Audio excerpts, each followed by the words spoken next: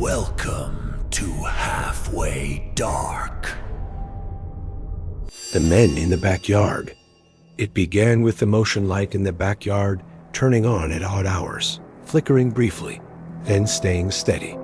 At first, I thought it was faulty, a glitch in the wiring. I stepped outside one night, flashlight in hand, expecting to find nothing, but the yard looked normal. The grass was undisturbed, the fence intact, yet the light had illuminated figures that weren't supposed to be there. They were vague shadows at first, tall shapes that didn't move naturally. I froze, listening to the faint rustle of leaves, my own heartbeat loud in the silence of the night. I considered calling the police. Who would believe me? Shadows in the yard?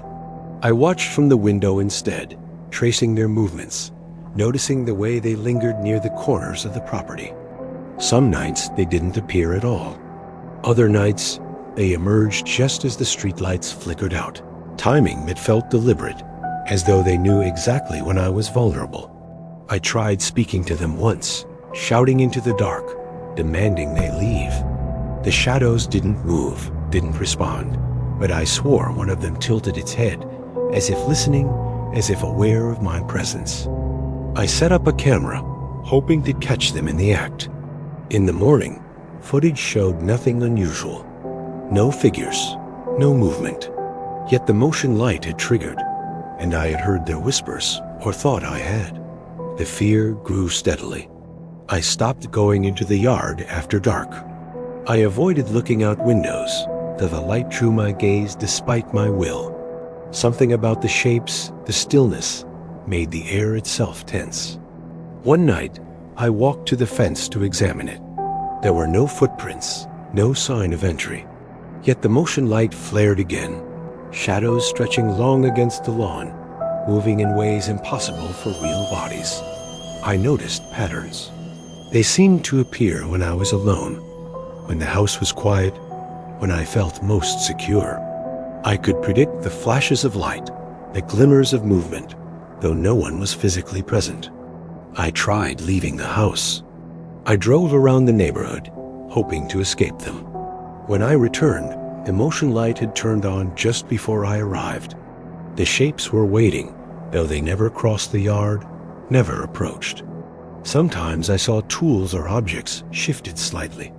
A garden chair nudged, a wheelbarrow tilted, as if someone had been close enough to move them, yet remained unseen. I began sleeping with the curtains closed, doors locked, but even then I felt their presence, lurking just beyond the glow of the motion light, patient and deliberate, feeding off my fear. I questioned my sanity. Neighbors reported nothing unusual. Dogs didn't bark. Cameras remained blank.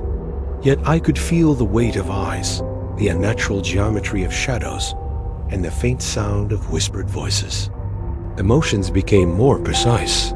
Shadows converged near corners of the fence, lingered near gates, sometimes splitting apart, as if measuring the yard, calculating, marking boundaries I could not comprehend. I tried confronting them directly. Stepping into the yard, flashlight swinging. The light illuminated nothing, yet I sensed them all around, as if my own perception triggered their awareness. Some nights I would hear breathing, low and steady, too synchronized to be animals. Sometimes a scrape against the fence, or a faint tap on a distant tree. Always faint, always deliberate. I attempted to document it all, sketching shapes and movements in a notebook. Each sketch seemed to distort over time. I couldn't capture the figures accurately. They were more than shadows, less than substance, a presence that defied form. The fear became a part of daily life. I avoided backyard chores. I didn't step outside after dark. Even daytime felt tense, as if their attention lingered, waiting for nightfall, counting the hours until I returned to the illuminated yard. One night, I tried speaking again, softly, apologetically, asking them to leave, to let me be. The air grew colder, the shadows lengthened, and I imagined the faintest tilt of one figure's head, as if they acknowledged me without permission. I realized I was trapped in observation, Watching them wasn't enough. Leaving didn't help. They existed beyond ordinary space, beyond comprehension, patient and calculating, a presence tethered to the yard itself. I considered moving, selling the house, abandoning the neighborhood entirely. Yet even thinking about it made the air press closer, the shadows closer, as though they anticipated my plan and measured it carefully. The motion light became a source of dread. Every flicker, every sudden glow, reminded me they were present, unseen yet tangible, waiting for me to slip, to falter, to make a mistake that allowed them closer. I stopped sleeping in the rooms facing the yard. I avoided windows entirely, yet glimpses of black shapes in the corners of vision made me tense. I knew they were still there, patient, waiting, always measuring. I attempted to record audio, hoping to capture whispers or footsteps. Every night produced silence, except for the subtle hum of the motion light and occasional interference, brief static that sounded almost like exhaled breath. Days turned into weeks. I adjusted my schedule, walked only with a flashlight, peered cautiously when passing by windows. Still, their presence was unavoidable, omnipresent, constant as the yard itself. At times, I imagined them speaking to one another, plotting, counting, sharing information.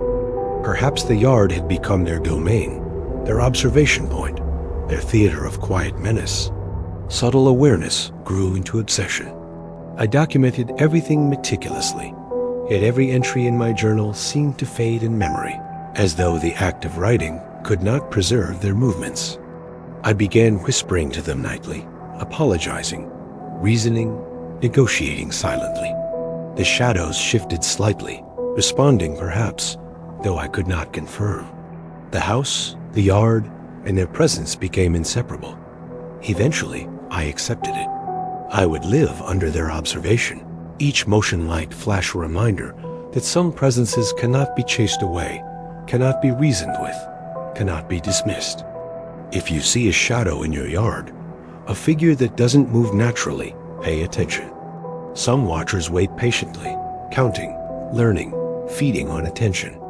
Keep your lights on, and if you seek more, open the horror box and subscribe.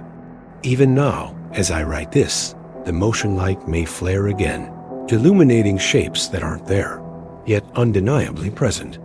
The yard is alive in ways I cannot explain, a theater of quiet menace that exists beyond sight, beyond sound, beyond understanding. Welcome to Halfway Dark, where night shift workers share their darkest encounters. Before we dive in, only 2% of you watching are subscribed, but subscribers get first access to the scariest stories. Join our community of brave souls and hit that subscribe button. The doorbell rings at 3:03. It started subtly, a faint chime echoing through the house at precisely 3:03 a.m. I assumed it was a prank, a clock misfiring, until it happened night after night. The first time I went to the door, there was nothing. No one, no package, no note. Just the lingering echo of the bell, fading into the silence of the early morning. I tried ignoring it, reasoning it was a loose wire or the wind somehow triggering the mechanism. But each night, the same chime rang out, cold and deliberate. I asked neighbors if they had heard anything. Some admitted to hearing the bell faintly through closed windows. Others shrugged. No one had ever seen anyone outside, but the sound persisted. I began sleeping lightly, waking just before 3:03, heart racing. The anticipation became worse than the ringing itself, the seconds stretching, knowing exactly when it would sound. I attempted to capture it on video. The camera recorded nothing unusual, only empty steps on the porch, the door standing silent. Yet the bell rang, always on time, always unanswered. Some nights, I heard footsteps retreating down the walkway, soft and precise, vanishing before I could glimpse a shadow. The rhythm was almost human, yet I never saw a body. I tried staying awake past 3:03, hiding in different rooms. The chime persisted, coming from the front door, perfectly timed. a cruel insistence that someone or something was outside. I stopped leaving lights on. The house felt heavier in darkness, every creak amplified, every shadow suspicious. Even the furniture seemed to lean closer, watching, waiting, anticipating the next bell. The rhythm of my life changed. I checked doors repeatedly, locked them. Yet each night, the chime rang. The sequence of sounds was precise, almost taunting, almost patient. I set up multiple cameras around the porch. Each night, footage revealed nothing. No figure, no movement. Only the empty walkway, the dim glow of the porch light, and a silence that followed the ringing. I began hearing other noises, soft knocks, the faintest breathing outside, the scrape of shoes against concrete. Every sound coincided with the chime, amplifying the sense that someone was lingering. Neighbors began moving. They whispered about doors opening on their own, strange rings, shadows in their yards. The street felt wrong, tense, like everyone was aware of a presence no one could confront. I stayed inside, barricading doors, watching clocks. At exactly 3:03, the bell rang again, chillingly close, and I could feel a pressure outside, as if someone pressed against the wood, waiting for me to respond. I tried speaking through the door, asking the visitor to leave, to go away. Silence followed. The bell rang again, softer this time, and a shadow seemed to stretch along the porch, vanishing when I opened my eyes fully. Days and nights blurred. I slept in shifts, only dozing for an hour or two at a time. The ringing became a pulse I could never ignore, the soundtrack of my own dread, perfectly timed and unrelenting. I considered leaving the house, escaping the street entirely. But each time I returned, the bell had rung, the sound etched into the hallway, a reminder that absence does not break attention. I noticed small details changing. The welcome mat slightly moved, scratch marks near the lock, the faintest impression of shoes on the porch. Signs someone or something was waiting, patient and methodical. The chime sometimes echoed through other houses. I would hear faint responses in neighboring yards, as if it had an audience silently communicating, a ritual I could not participate in, but was forced to observe. I tried calling for help, friends, authorities, anyone. Each time, the night passed without interruption, but no one believed me, and by morning, all traces disappeared, as if the bell and visitor had never existed. I began whispering apologies to the unseen presence outside, asking it not to harm me, to leave me be. The bell continued to ring. The pressure outside remained, waiting, patient, persistent. I noticed patterns. Sometimes the intervals were exact, sometimes a second or two off, almost as if someone were experimenting, measuring my reaction, gauging my fear, learning the limits of my endurance. I stopped walking outside after dark, stopped checking windows. Every glance, every creak, every shadow reminded me that someone was there, counting the hours, watching, waiting. I considered leaving a trap-a-note, a camera, a hidden microphone. Yet each attempt seemed pointless. By morning, nothing remained. Only the anticipation of the next night, the same sound, the same unseeable presence. The bell became a fixture in my life, a clock of terror, counting down each day, each night, each hour, until it rang again. Its sound was precise, unrelenting, impossible to escape. I began documenting everything, scribbling notes, recording sounds, marking time. Still, the presence outside the door felt outside my understanding, a patient intelligence that existed beyond normal perception. Eventually, I stopped resisting. I let the bell ring. I stayed inside, locked doors, drawn curtains, heart pounding. The house seemed to breathe with me, sharing the tension, the fear, the rhythm of the waiting. I don't know who or what waits outside. I only know that the bell rings every night at 3:03, exactly, and each chime is a reminder that some presences never leave, Some watchers never rest. If you hear a doorbell ring at night with no one there, take notice. Keep your lights on, stay vigilant, and if you want more unsettling truths, open the horror box and subscribe. Some things cannot be ignored, and some nights are never safe.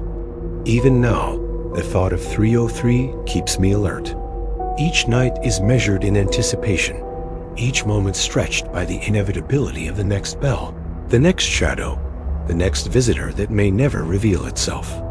They took the wrong house. It began with the sound of glass breaking in the middle of the night. I woke, heart pounding, convinced it was a dream, until the crash echoed again from the living room. I grabbed a flashlight, careful not to alert anyone, and moved through the hallway. Shadows danced against the walls, longer than they should have been, as if exaggerated by the fear in my own mind. Through the kitchen window, I saw figures moving across the lawn. 3 of them, dressed in dark clothing, masks obscuring their faces. They carried bags and tools, methodical, deliberate, knowing exactly what they wanted. I froze. My mind raced, trying to calculate an escape. The front door was locked, deadbolted, yet my fear made me feel unprepared, as though the house itself knew I was vulnerable. They moved silently, stepping over stones, avoiding the grass where they might leave footprints. Each motion seemed rehearsed, as though they had been planning this exact scenario for weeks. I considered calling the police, but my cell phone had died unexpectedly. The charger lay untouched on the counter. The sudden silence of communication added another layer of terror. One of them tried the front door. The handle rattled. I held my breath. The deadbolt had been engaged, and the intruder cursed under his breath, moving to a window with tools in hand. I stayed hidden, flashlight trembling in my grip. They worked quickly, measuring, assessing, unaware that I was watching from the shadows. My pulse raced with each step, every creak of the floorboards above them a potential giveaway. I realized then that they had chosen the wrong house. The neighbors' homes were empty, dark. Ours was alive with human presence, a heartbeat they hadn't anticipated. They paused near the back door. I could see their masks under the faint glow of the porch light, eyes scanning, ears listening. The air between us thickened with tension, as if the night itself held its breath. I whispered a warning to myself, reminding that panic could be deadly. One wrong movement, one flashlight beam, and they might act unpredictably. I stayed still, silent, counting their steps from memory. They entered the garage, assuming it was unlocked. Tools clinked softly, bags rustled.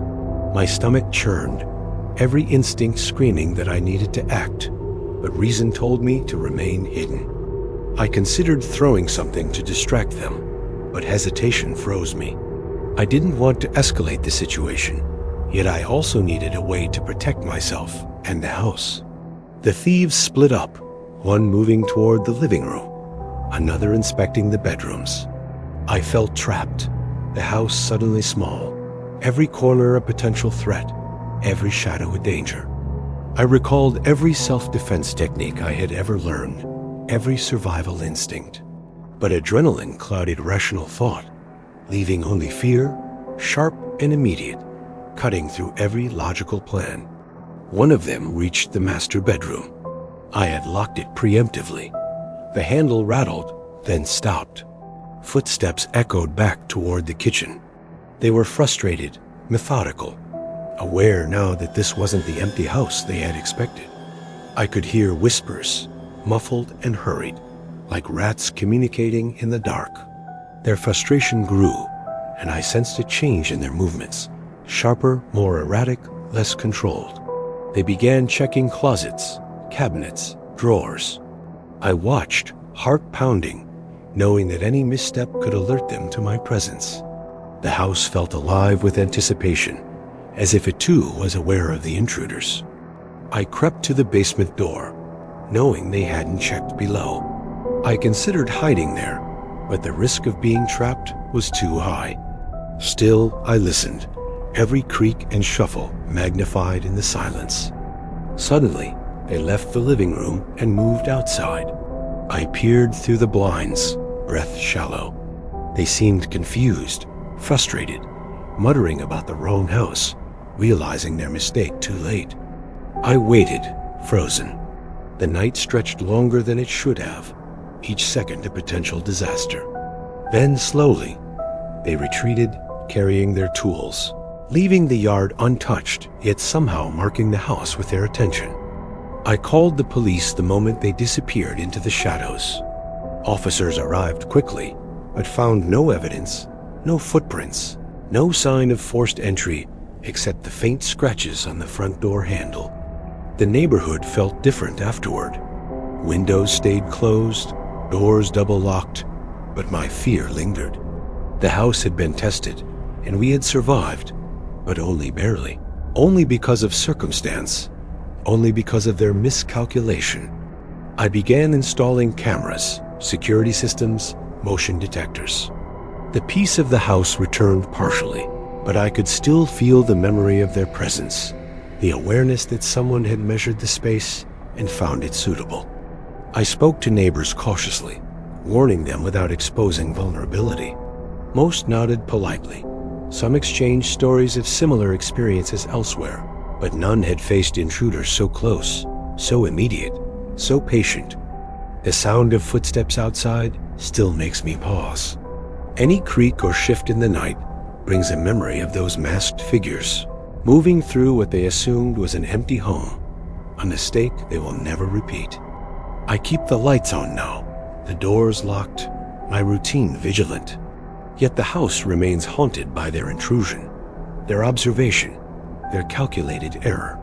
It is a reminder that vigilance is the only protection. If anyone finds themselves facing intruders, remember, observation, calm, patience, and awareness are your strongest allies. And if you want to see more stories of unseen threats, open the horror box and subscribe. Even now, every night, I check the yard and the street. I know they may never return, but the fear they left lingers. Some presences leave no trace but memory, and some mistakes are never repeated. The power went out, but someone knocked. The lights flickered and died just as I was settling into the sofa. Darkness swallowed the room instantly, thick and oppressive, pressing against my senses. At first, I assumed it was a blackout, the usual storm-induced outage.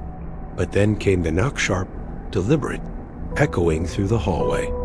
I froze, straining to listen. The sound repeated, slow and deliberate, a rhythm that matched no human hesitation I had ever heard. I called out, voice shaking. No response. Only the knock, persistent, patient, and unnervingly close, coming from the front door, though no one should be there. I considered waiting, remaining silent, letting whoever or whatever leave. Yet instinct demanded I understand, to confront the source, to see if there was a mistake. I grabbed a flashlight from the drawer, flicked it on. The beam cut through shadows, illuminating nothing beyond the hall, the staircase, and the closed door. The knock came again, this time paired with a faint scraping, a slow, deliberate shift that sounded almost like movement along the porch, though nothing visible appeared. I considered retreating to a locked room. Every instinct screamed to hide. The presence outside, whatever it was, seemed aware, intelligent, listening to my hesitation, measuring my fear. I tried calling my neighbors. No dial tone. The phones had died, a sudden silence cutting off the usual lifelines to the world beyond. The knocking continued, softer now, paired with a faint breathing I could almost hear through the door. The air grew colder, denser, as if pressed by an unseen weight. I whispered warnings, threats, anything to ward off the unknown visitor. Silence answered, but each pause was filled with a sense of awareness, a presence just beyond perception. I realized the shadows themselves had grown more distinct, stretching along walls, pooling in corners, moving subtly with the rhythm of the knocking. The storm outside intensified. Wind rattled windows, but the knocking remained steady, precise, as though entirely separate from natural disturbances. I edged toward the door, flashlight trembling. The knock paused and resumed with a soft, deliberate timing, synchronized with my heartbeat, anticipating my next movement. I tried opening a window to peek outside. The porch was empty, nothing to suggest intrusion. Yet the knocking continued, now seeming closer, more deliberate, pressing through the wood. I considered calling the police from a neighbor's house, but stepping outside felt impossible. The air seemed charged, oppressive, and I could feel unseen eyes tracking, measuring, waiting. I barricaded myself inside a small bedroom. The knocking followed the perimeter, echoing as though bouncing from wall to wall, the presence aware I had retreated. Every creak in the house amplified.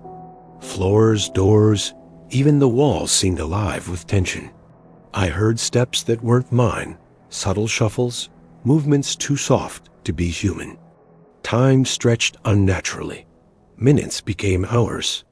Each knock was an anchor, a reminder of proximity, of observation, of the impossibility of ignoring the presence outside.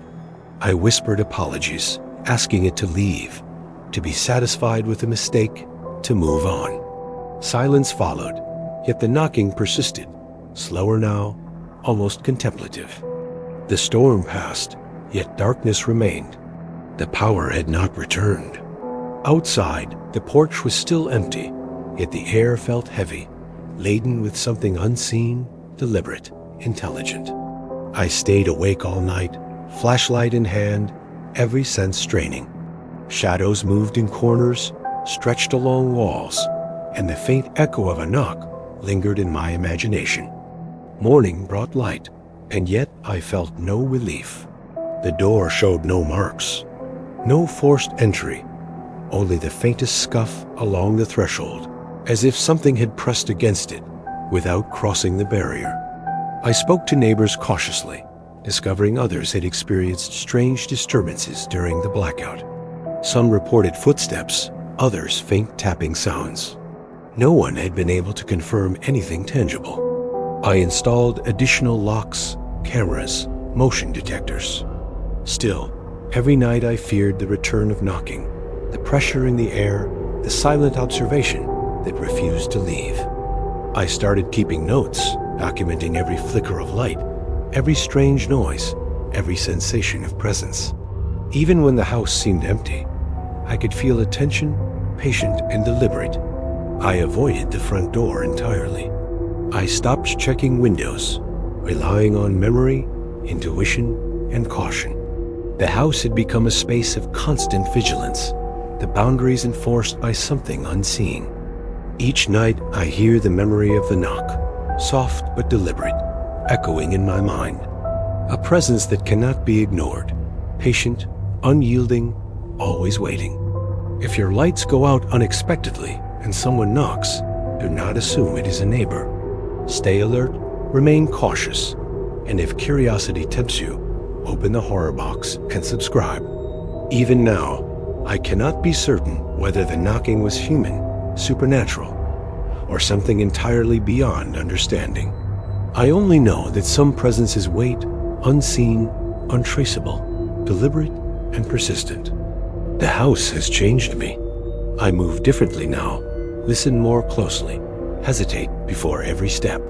The knock left a permanent mark, a reminder that some nights are not meant for sleep, and some presences are always patient.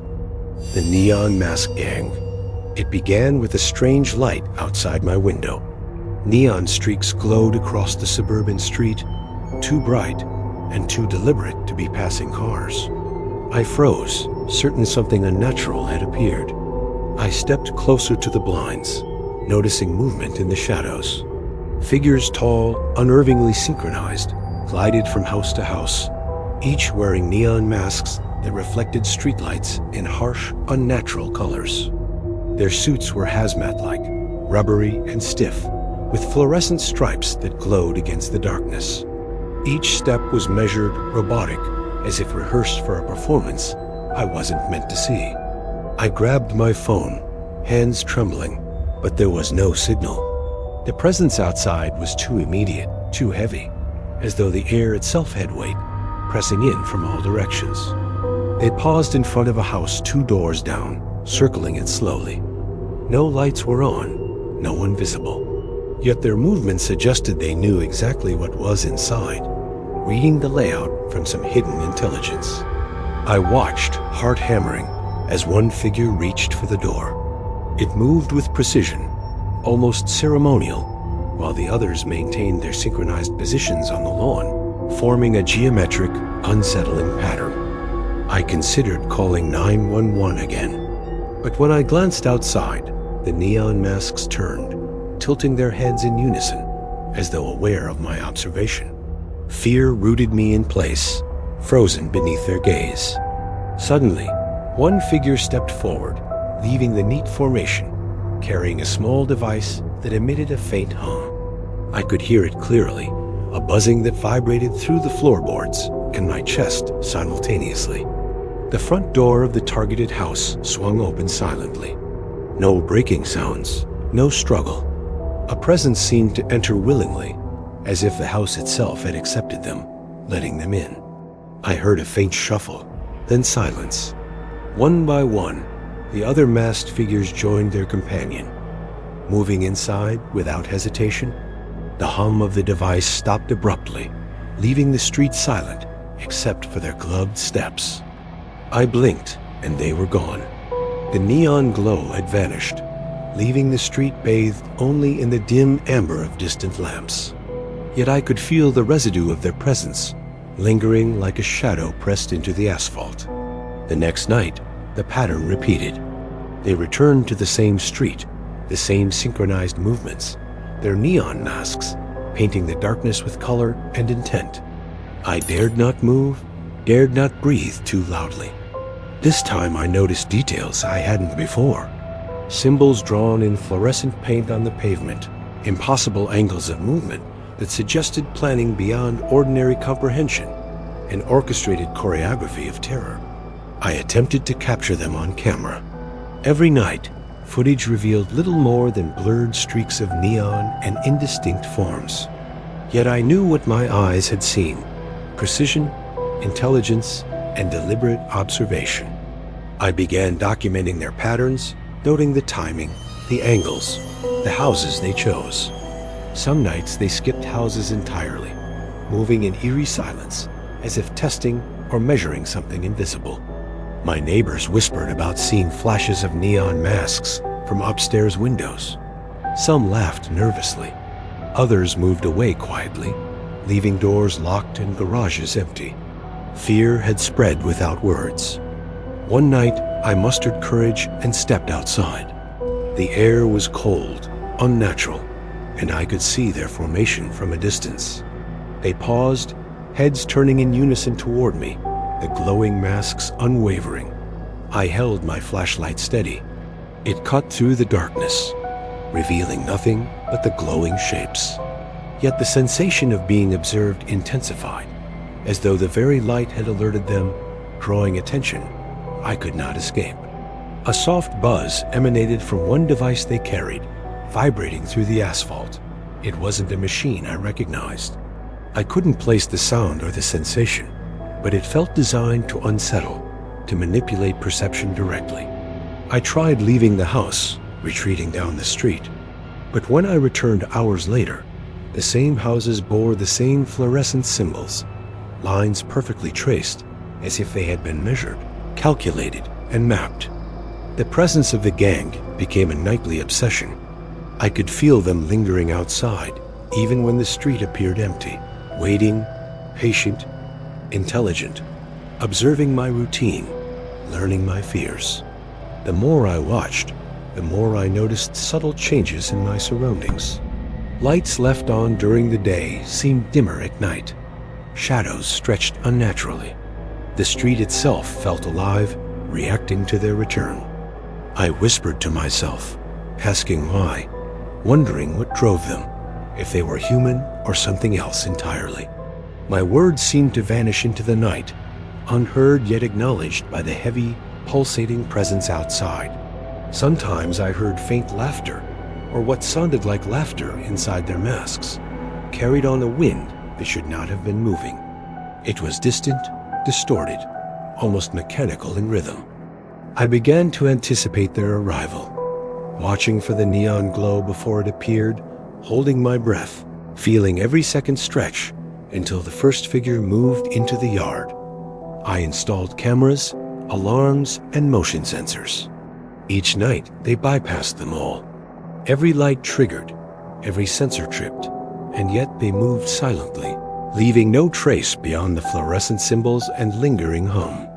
One night, I dared to leave my window open. The neon glow seeped inside, washing the room in unnatural color. I imagined their eyes scanning, measuring, cataloging, though no human features were visible beneath the masks.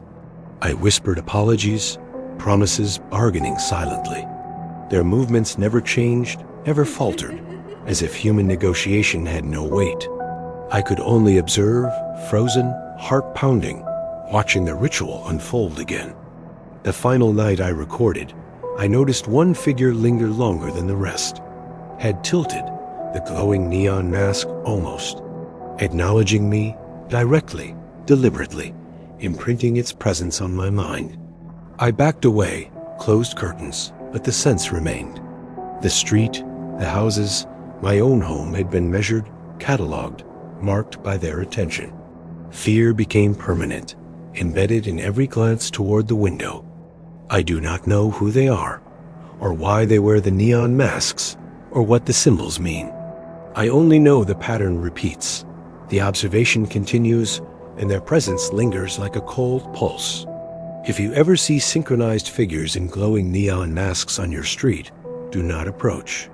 Stay hidden, stay silent, and if you want to witness more strange, terrifying encounters, open the horror box and subscribe. Even now, I can feel the weight of their observation, patient, calculated, inevitable. They are out there watching, and some streets are never truly safe again.